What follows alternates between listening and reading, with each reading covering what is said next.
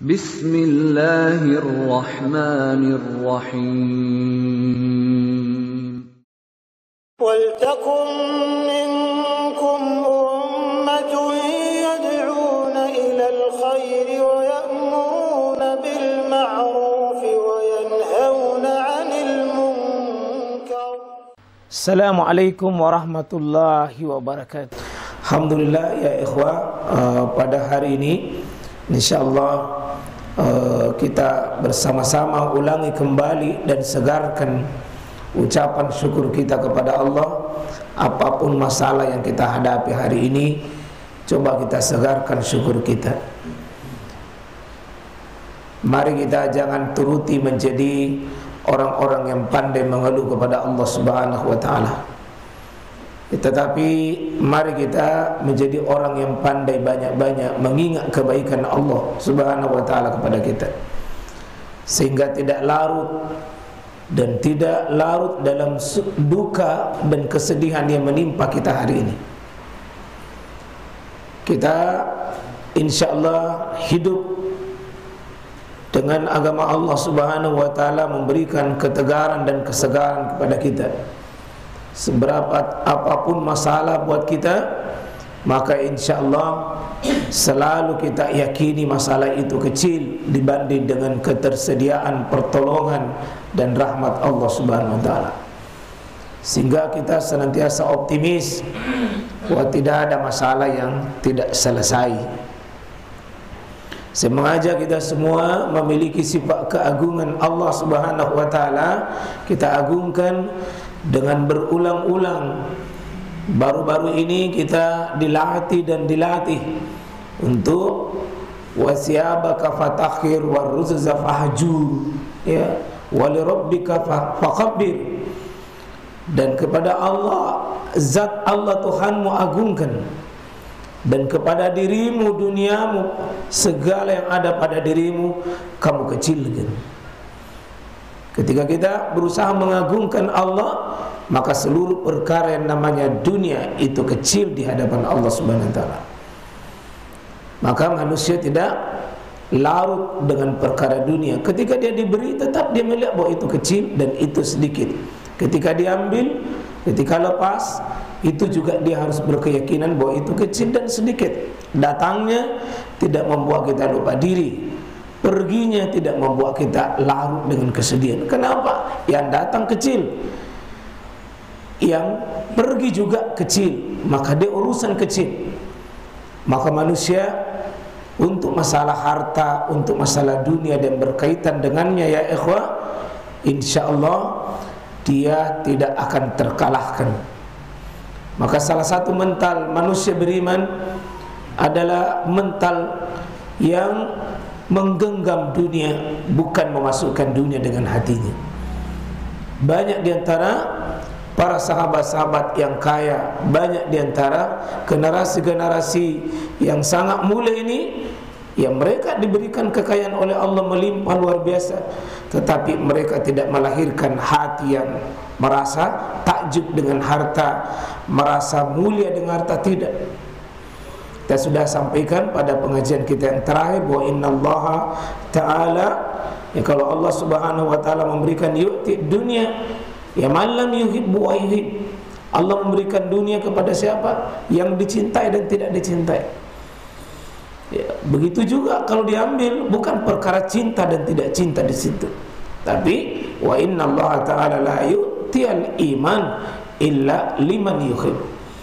Tapi ketika Allah masukkan dalam dada kita keyakinan, semangat, perjuangan, pengorbanan, ketundukan, kepasrahan, keikhlasan dan ketaatan kepada Allah Subhanahu wa taala, maka ketahuilah kita sedang didaftar oleh Allah dalam daftar barisan orang-orang yang insyaallah dicintai oleh Allah Subhanahu wa taala. Dan saya yakin kita semua ini masuk pada golongan itu, ya ikhwan. Oleh karena itu insyaallah kita sudah melalui Aidul Adha dengan melalui pengorbanannya berkurban, yang kita mengeluarkan harta kita dengan yang kita cintai, yang bisa menyembelih 5 ekor, 10 ekor, Kalau Nabi SAW 100 ekor, sebenarnya tujuannya satu, melepaskan kecintaan kepada harta, melepaskan kecintaan kepada dunia. Dia lepas. Ya, apa yang dimiliki oleh Nabi SAW dilepas tentang perkara dunia supaya tidak mengganggu perkara ibadah-ibadah kepada Allah Subhanahu wa taala. Dia lepas untuk dia titip di jalan Allah Subhanahu wa taala.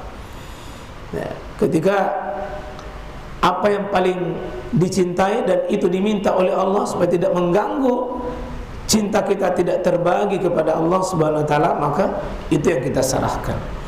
Karena salah satu penyebab manusia kendor dan mundur ya ikhwah dalam perkara ketaatan dan ibadah adalah perkara dunia dan dengan dunia. Ya ayyuhalladzina amanu la tulhikum amwalukum wa auladukum an zikrillah. Wahai orang mengaku dirinya beriman yang dicintai oleh Allah Subhanahu wa taala, jangan sampai dua hal yang memberdaya, apa yang membuat kamu terperdaya, sampai kamu tertipu, sampai kamu kehilangan arah hidup yang jelas. Apa itu? Pertama adalah amwalukum, hartamu. Ya, karena itu materi kajian tentang ini senantiasa diangkat oleh Quran dan senantiasa diangkat oleh hadis Nabi SAW. Ya, karena itu juga saya sudah buat satu bundelnya dan ini sudah siap dicetak dalam bentuk buku, di mana seorang muslim menyikapi hartanya sehingga dia itu benar dalam menyikapi harta. Banyak orang hina ya ikhwah, salah menilai hartanya. Dan tidak sedikit orang mulia meskipun di mata manusia tidak memiliki harta, tapi dia mulia karena sebenar dan cara pandang tentang hartanya. Itu dalam hadis qala Allah tabaraka wa taala ya ibna Adam. Allah Subhanahu wa taala itu berfirman dalam hadis qudsi, wahai manusia. Wahai manusia, apa kata Allah? Anfik alaik.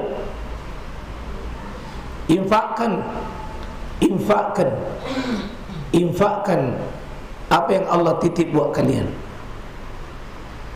Ya. Apa yang Allah maui dengan hadis Muslim dari sahabat yang mulia Abu Hurairah ini, bahwa infakkan disuruh infakkan. Dua kali Allah kata infakkan. Karena prinsip harta itu dinikmati. Ya, mati di dunia kalau jangan kikir. Pasui, pakai. Infakkan kepada diri tak untuk dipakai taat beribadah. Jadi pakai, gunakan fasilitas itu untuk taat kepada Allah. Tidak boleh kikir pada diri kita. Ajak tasekir ya leta. Pakai untuk taat. Termasuk orang kikir, kalau ada hartanya tapi terhalang dirinya untuk bersedekah, itu kikir. Termasuk kikir, dia seharusnya menggunakan hartanya, sudah seharusnya taat, dia tahan-tahan, itu kikir. Dan kikir kepada orang lain sekalian itu tercela, apalagi kikir pada dirinya. Kau tahu tanya tahu lagi na sekeki, alena metona sekeki.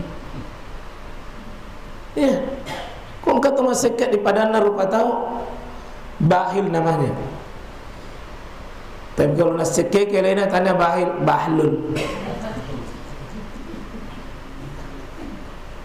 Andirinya na sekeki. Ya, nahan hartanya, padahal bisa dia pakai, bisa dia makan, bisa dia nikmati, tapi tujuannya untuk ketaatan kepada Allah. Iya. Kurus, kering, tidak mau makan, namanya warna. Makan kocoto, kondro. Kenapa nak disayang kamu wanta? Jangan pakai baju lusuh-lusuh, kalau bisa beli yang baru. Kikir. Kalau ada ikan segar lewat itu pagi-pagi itu Kan jam 11 yang ditunggu Nabi bilang, yang sebentar yang 11 kama sempo-sempo lo nelisu baca purun asik kali ini. Jadi Bapak sekalian, manusia yang paling susah dihadapi itu termasuk kikir, penuh perhitungan, gigi galang, tanduk besi, penuh perhitungan, susah. Itu termasuk yang begini susah diajak berjamaah. Kenapa? Tidak mau berkorban. Jangan kamu berkorban untuk umat dan orang lain. Alaina lagi nasekeke. Gimana itu pelitnya orang yang begitu? Karena itu Allah mengatakan anfik. Keluarkan. Aku tahan. Kalau memang kau pantas kas keluar. Karena itu yang sekalian rahmati oleh Allah Subhanahu wa taala, ya, harta sesungguhnya Pak kan ada untuk diri tak dinikmati, ada untuk orang lain dinikmati. Tidak bisa kita pakai sendiri. Ya. Coba antum dapat berapa uang secara naluri dan fitrah itu, beras yang antum dapat tidak mungkin dimakan semua. Ada itu pasti nama akan ulah-ulah cecok. Karena memang bukan untuk diri kita semua. Ada bahagiannya hamba-hamba Allah yang lain. Jadi harta-harta kita sebenarnya sadar atau tidak ada haknya orang lain. Dan itu apa? Ujian bagi kita. Sebenarnya tempat kita Pak tidak terlalu banyak. Coba baju tak berapa kain yang dibutuhkan? Sedikit sih. Punya rumah 3, 1 aja bisa ditempati. Kalaupun rumah sekian kamar, 1 tonji kamar bisa ditempati. Itu pun kamarnya besar bagaimana? Air sedikit jadi pakai tidur. Maka mari insyaallah manusia dengan perkara hidupnya Allah tidak pernah gelisah, dan Nabi tidak pernah gelisah terhadap umatnya atas kemiskinan. Tapi yang digelisahkan mana? Terlalu banyak maunya dan terlalu kikir pada dirinya. Itu yang Nabi gelisahkan. Sebenarnya kalau saya tidak terlalu takut umatku miskin, yang saya takuti kalau kaya lalu lupa diri. Ya. Jemaah sekalian rahmati oleh Allah Subhanahu wa taala, disebutkan dalam sebuah hadis, ayat Quran ya, dalam surah Fussilat katakan, la yas'amu al-insanu min du'ail khair. Itu ternyata manusia Pak, kalau urusan doa tidak ada bosan-bosannya, la yas'am. Tidak ada jemunya, tidak ada bosannya, tidak ada capeknya, tidak adanya. Manusia itu apa? Al-insanu min du'ail khair. Untuk urusan dunia tidak ada berhentinya berdoa untuk dunia. Itu manusia itu Allah sudah kasih tahu karakternya manusia. Yang ada di pikirannya lino. Nah, itu yang mau diobati oleh Allah Subhanahu wa taala dengan anfik. Keluarkan. Dan manusia itu kecenderungan dan ya naluri fitrahnya itu dengan dunia itu la yas'am. Tidak ada bosannya. Dan manusia itu lebih cenderung berdoa untuk perkara dunia daripada perkara akhirat. Ya kulinono tandrena liman wadana. Semangat. Kalau urusan akhirat madodo. Ya. Saking semangatnya dengan dunia, biar ibadahnya untuk juga dunia. Salat duha supaya lancar lino, salat tahajud supaya lancar dunia. Ini adalah menggunakan ibadah sebagai alat dunia. Ini Allah katakan la yas'amul insan min du'ail khair. Manusia itu kalau perkara harta tidak ada bosannya, dan dia lebih cenderung lebih sibuk pada perkara doa yang sifatnya kecil-kecil yang lemah, tapi dia lupa kepada perkara yang jauh lebih besar. Bukan tidak boleh Pak, kita minta dunia, tidak ada tercela, karena kita Rabbana atina fid dunya hasanah. Tapi yang hasanah Nah, baru kita minta apa? Wa fil akhirati hasanah. Tapi ingat ada ujungnya itu.